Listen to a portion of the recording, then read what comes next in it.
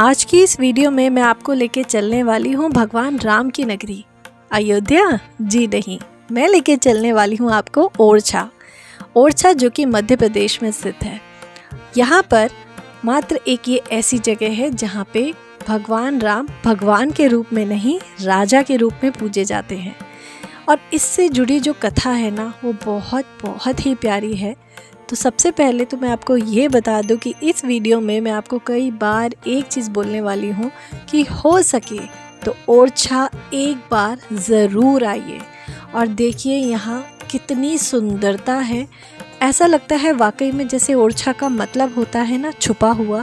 तो ये जगह भी शायद कहीं छुपी रह गई जो ज़्यादा लोगों की नज़रों में नहीं आई।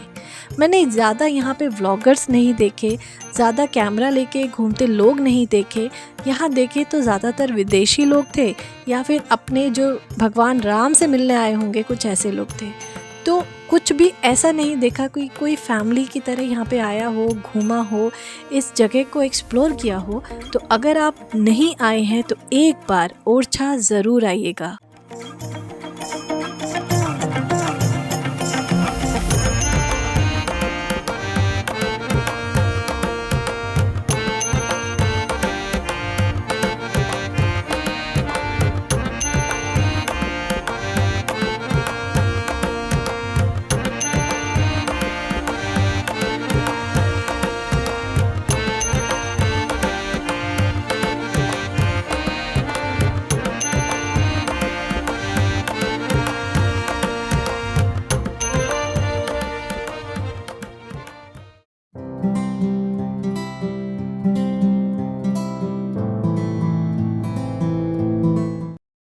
हेलो दोस्तों, welcome to the info store house. आज बहुत स्पेशल व्लॉग स्टार्ट हो रहा है क्योंकि मैं आपको लेके चल रही हूँ एक बहुत ही प्यारी सी जगह। तो बिना देरी के करती हूँ व्लॉग स्टार्ट, जो कि शाम के 5 बजे स्टार्ट हो रहा है और हमारी 11 बजे की ट्रेन है। तो उससे पहले बहुत सारे काम निपटाने हैं, वो निपटाते हैं और चलिए चलते हैं आज के व्लॉग में।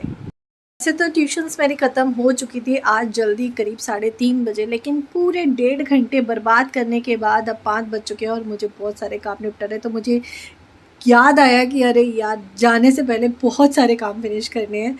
तो बिना देरी के शुरू करते हैं, क्योंकि खाना लेके जाने का तो कोई सीन नहीं है। रात की ट्रेन है, 11 बजे की, 11 बजे के बाद की है शायद, ऐसा ही कुछ टाइम है उसका। तो इसीलिए खाना खा के जाएंगे। खाना अभी खा के भी जाना, सारा किचन क्लीन करके जाना, घर को सब रैप अप करके जाना और जितना जूठे बर्तन वगैरह ये सब कुछ क्लीन करके जाना। तो ये थोड़ा टाइम टेकिंग है। तो डिनर के लिए मैंने यहाँ पे बना ली थी एक सूखे आलू की सब्जी और एक तरफ बन रही थी लेमन ग्रास टी। कपड़े अभी पैकिंग कुछ भी नहीं हुई थी और जाने में सिर्फ 3 घंटे बचे थे। अभी बन रही है गर्मा गर्म पूड़ी, और पूड़ी देखो क्या फूली फूली बनी है, एकदम मस्त। और अब लगने वाली है थाली। तो यहाँ पे थाली लग चुकी है, पूरी दाल है, उसमें 2 तरह की सब्जी है, रायता है। फिर हमने करी कैब और हम निकल पड़े स्टेशन की ओर और मुझे सीट मिली थी सबसे पीछे। तो यहाँ सबसे पीछे बैठ के मैं नज़ारे ली थी। सडनली एक ऐसा लगा कि बहुत बड़ा कोई रैली निकल रही है, क्या है ये। फिर ध्यान आया, अरे आज तो वाल्मीकि जयंती भी है। तो बस फिर हम भी इसको एंजॉय करने लग गए देखते देखते। और ये बहुत बहुत दूर तक थी, शायद ये 2 से 3 किलोमीटर तक ये जो झांकी थी ये चलती जा रही थी। बस देखते देखते हम पहुंच गए नई Delhi railway station. Actually time से हम काफ़ी पहले ही आ चुके थे। देखो सीधी सी बात है, जब साथ में थोड़े बुज़ुर्ग लोग होते हैं ना, तो समय को थोड़ा सा एक्स्ट्रा लेके ही चलना पड़ता है, क्योंकि भाई सब लोग भाग भाग के नहीं चल सकते, दौड़ नहीं लगा सकते। तो यहाँ पर बस एक कोल्ड ड्रिंक की बोतल खुली, अब टाइम तो पास करना था क्योंकि ट्रेन आने में बहुत समय था। तो जा मोटे।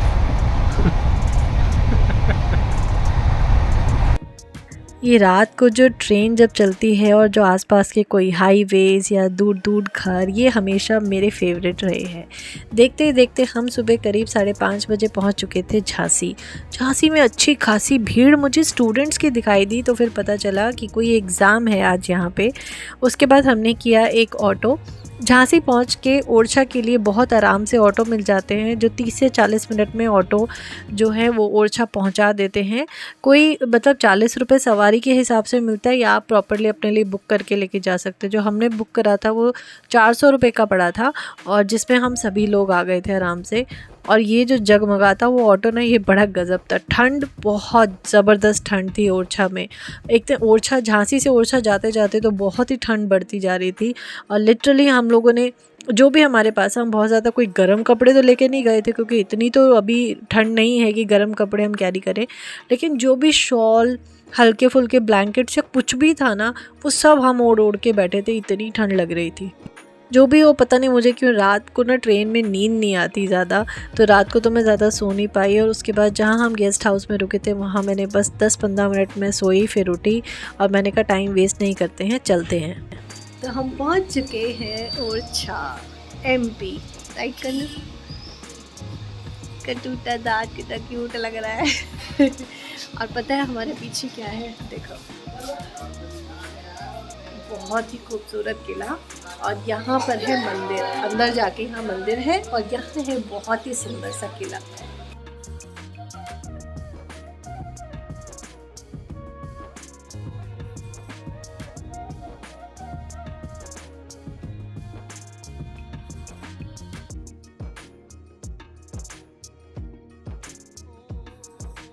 पहले मुझे लगा अच्छा, बड़ा अच्छा फूल पौधों से डेकोरेट कर रखी है ये बिल्डिंग, लेकिन बाद में देखने में पता चला अरे नहीं भैया, ये तो घास फूस उग गई हैं। अभी हमने दर्शन नहीं करे थे, अभी तो अगर शक्ल देखो तो पता लग रहा होगा कि हम नहाए भी नहीं थे। लेकिन मैंने सोचा कि चलो अब थोड़ा समय है तो एक काम करते हैं, थोड़ा एक्सप्लोर करने निकलते हैं ओरछा को, यहाँ आसपास है क्या। हम बस अपने गेस्ट हाउस से थोड़ी ही दूर पे निकले थे कि सामने ही एक बहुत सुंदर किला था। तो ओरछा एक ऐसी जगह है, अगर आप 2-3 दिन के लिए या एटलीस्ट 2 दिन के लिए कहीं भी दिल्ली से थोड़ी दूर पे आप आना चाहते हैं ना, तो ये जगह परफेक्ट है। ट्रेन से मात्र 4 से 5 घंटे का रास्ता है और बहुत ही आराम से, और इतनी ग्रीनरी, इतने मॉन्यूमेंट, हिस्टोरिकल प्लेस है, बहुत अच्छी जगह है, बहुत ही रिफ्रेशिंग है। और जिस तरफ अभी हम जा रहे हैं तो एक फॉरेस्ट का एरिया है, यहाँ से होते हुए हम जा रहे हैं नदी के किनारे। तो यहाँ पे एक रिवर है, वहाँ हम जा रहे हैं, और उस रिवर का नाम है, क्या नाम है उसका? बेतवा। बेतवा नदी के किनारे हम जा रहे हैं। तो नदी की आवाज़ हमें आनी शुरू हो गई है, अभी हम वहाँ पहुँचे नहीं हैं, तो थोड़ा सा हम एक्सप्लोर करने निकले हैं यहाँ की फॉरेस्ट लाइफ को। बहुत ग्रीनरी है, बहुत अच्छा है, बड़ी ताज़ी हवा। ऐसा लगता है दिल्ली के इतने धुएं वाले माहौल से निकल के जब यहाँ आ रहे हैं ना, तो ये जगह वाकई में बहुत अच्छी है। देखो इस तरह के हिस्टोरिकल मॉन्यूमेंट्स जगह जगह आपको मिलेंगे यहाँ पे। फॉरेस्ट में जाओ ना। फॉरेस्ट ही तो है, वो देखो नदी, नदी दिख रही है, देखिए रिवर दिख रही है हमें। तो हम चल दिए नदी को ढूंढते ढूंढते और जंगल के अंदर की ओर, और यहाँ पे आके ना नदी के किनारे जो दृश्य था, नो डाउट ये बहुत सुंदर था, लेकिन मुझे थोड़ा स्कैरी लग रहा था क्योंकि ये एकदम सुनसान जगह थी। थोड़ा सा जब हम इस नदी के पास आगे पहुँचे, यानी कि हम थोड़ा सा नीचे की ओर उतरे, तो हमने दूर से देखा कि हमें घाट जैसा कुछ दिखाई दिया। उसके बाद हमने वापस से यू टर्न लिया, जंगल से बाहर निकले, और उसके बाद हमने यहाँ पे लोगों से पूछा कि यहाँ ये रास्ता किधर है जहाँ पे घाट है। फिर हमने वहाँ पे ऑटो किया, ऑटो से हम घाट की तरफ आए, और ये घाट इतना सुंदर था कि हम इसी घाट पे एक ही दिन के अंदर अंदर 1 नहीं 2 नहीं 3 बार आए। एक बार मॉर्निंग में, एक बार फिर आफ्टरनून में भी आए, और एक बार शाम को फिर से आए। यहाँ इतना अच्छा लग रहा था, एक तरफ भजन चल रहे हैं, ये घाट, ये मतलब नेचर की ब्यूटी यहाँ पे जो है ना ओरछा में, बहुत बहुत सुंदर है। यहाँ पे राफ्टिंग भी हो रही थी, काफ़ी अच्छा माहौल था।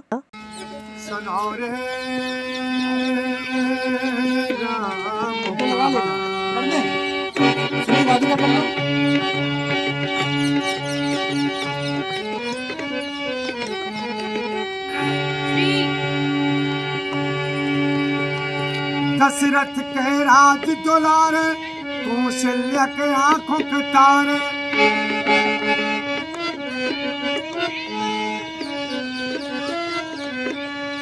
दशरथ के राज दुलारे, कौशल्या के आंखों के तारे, बेसूर वंश के सूरज है, रघुकुल के उजियारे, हाँ रघुकुल के उजियारे राजबने ने बोले राजबने ने बोले मधुर भरी बानी सुनो रे राम कहानी सुनो रे राम कहानी।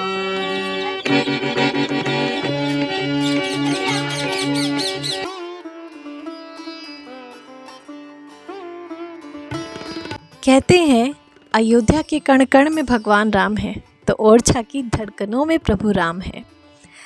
ओरछा से जुड़ी एक बहुत ही पौराणिक कथा है। कहा जाता है कि यहाँ के जो राजा थे मधुकर शाह जी, वो थे कृष्ण भक्त, और उनकी जो महारानी थी कुंवरी गणेश, वो थी रामपात। तो जब भी मधुकर शाह जी वृंदावन जाने के लिए रानी से कहते तो रानी बहुत ही विनम्रता पूर्वक उन्हें मना कर देती, क्योंकि वो राम भक्त थी। तो एक दिन मधुकर शाह जी बोले कि अगर तुम्हारे राम इतने ही सच में हैं तो जाओ अयोध्या से उन्हें ओरछा ला के दिखाओ। तो रानी ने ओरछा लाने के लिए भगवान राम से बहुत तपस्या की कि भगवान राम बस कहीं मिल जाएं और मैं उन्हें ओरछा ले आऊं। तो इतनी तपस्या करी, कहते हैं कि करीब 8 महीने उन्होंने तपस्या करी, फिर भी भगवान राम उन्हें नहीं मिले। तो उन्होंने दुखी होकर सरयू नदी में छलांग लगा दी। जैसे ही उन्होंने छलांग लगाई, उनकी गोदी में एक प्रभु राम का विग्रह आया, यानी कि प्रभु राम की एक मूर्ति। तो उन्होंने भगवान राम से ओरछा चलने के लिए प्रार्थना की कि प्रभु आप मेरे साथ ओरछा चलिए। तो प्रभु राम ने बोला कि मेरी 3 शर्तें हैं, अगर ये 3 शर्तें हो पाएंगी तभी मैं ओरछा जाऊंगा। जिसमें से उनकी पहली शर्त थी कि मुझे जहाँ भी, जिस जगह भी मैं बैठ जाऊंगा मुझे बिठा दोगी, फिर मैं वहाँ से नहीं हिलूँगा। दूसरी शर्त थी कि मैं वहाँ पे यानी कि ओरछा में राजा के रूप में जाऊँगा, राजा के रूप में स्थापित करना। तो जब मैं वहाँ राजा बन जाऊँगा तो किसी और की सत्ता वहाँ पे नहीं रहेगी। और तीसरी कि एक विशेष पुष्य नक्षत्र में ही साधु संतों के साथ मुझे लेके जाना। तो बस फिर क्या था, रानी ने सभी शर्तें प्रभु की मानी और उन्हें ओरछा लाने के लिए चल दी। और ओरछा आते समय उन्होंने मधुकर शाह जी को संदेश भिजवा दिया था कि प्रभु को मैं लेकर आ रही हूँ, प्रभु राम ओरछा आ रहे हैं, आप उनके लिए एक भव्य मंदिर बनवा दीजिए। तो मधुकर शाह जी ने एक सुंदर सा मंदिर वहाँ बनाया, जिसको बोलते हैं चतुर्भुज मंदिर। रानी से एक गलती हुई। जैसे ही रानी ओरछा लेकर आई प्रभु राम को, तो पहले वो अपने महल में गई। अपने महल में भी कहाँ, जहाँ पे रसोई थी, और उन्होंने गलती से प्रभु राम के विग्रह को एक जगह रख दिया और वहीं पे प्रभु विराज गए। और चतुर्भुज मंदिर में अभी तक कुछ भी नहीं था। चतुर्भुज मंदिर में सिर्फ एक भगवान विष्णु का विग्रह है और वहाँ पे प्रभु राम नहीं है। जिनके लिए मंदिर बनवाया था वो वहाँ पे नहीं है। प्रभु कहाँ विराजे, जो रानी की रसोई थी वहाँ पे। तो जब उनका जो घर था, राजा रानी का जो घर था, वहाँ पे तो प्रभु विराजे, तो राजा रानी कैसे रह सकते हैं वहाँ पे। तो राजा और रानी ने अपने लिए एक अलग, मधुकर शाह जी ने अपने लिए एक अलग किला बनवाया। तो दोनों फिर वहाँ पे रहे। दर्शन करने के बाद और पूरी कहानी कथा सुनने के बाद हम आ गए शाम को फिर से इसी घाट पे। और यहाँ पे आने के बाद शाम का नज़ारा कुछ और ही था। मतलब शाम का जो पूरा सिनेरियो था वो तो और भी ज़्यादा डिफरेंट था।